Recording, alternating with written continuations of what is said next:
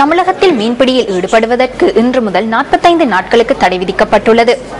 April May மாதங்களில் கடல்வாழ் உயிரினங்களின் இனப்பெருக்க காலம் என்பதால் இந்திய மத்திய வேளாண்மை அமைச்சர் இந்த தடையை விதித்துள்ளதாக தி ஹிந்து செய்தி வெளியிட்டுள்ளது.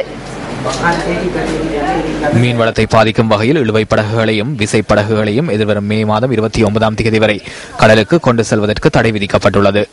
மீன்பிடி தொழிலுக்கு தடை விதிக்கப்பட்டுள்ளதால் தமிழக மீனவர்களின் 15,000 படகுகள் மீன்பிடி தொழிலில் ஈடுபட முடியாத நிலை ஏற்பட்டுள்ளது.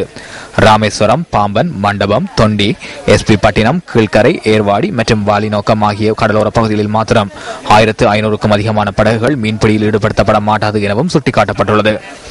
இதேவேளை நாட்டில் தடை செய்யப்பட்ட வலைகளை பயன்படுத்தி மீன்பிடியில் ஈடுபடுவதனை தடுப்பதற்கு நடவடிக்கை எடுக்கப்பட்டுள்ளதாக கடற்தொழில் அமைச்சு குறிப்பிடுகின்றது.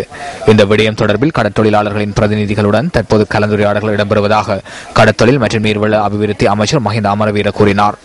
தடை செய்யப்பட்ட வலைகளை பயன்படுத்தி மீன்பிடியில் ஈடுபடுவதனால் கடல் வளங்களுக்கு பாரியளவு சேதங்கள் ஏற்படுவதாக குற்றம் சுமத்தப்பட்டுள்ளது.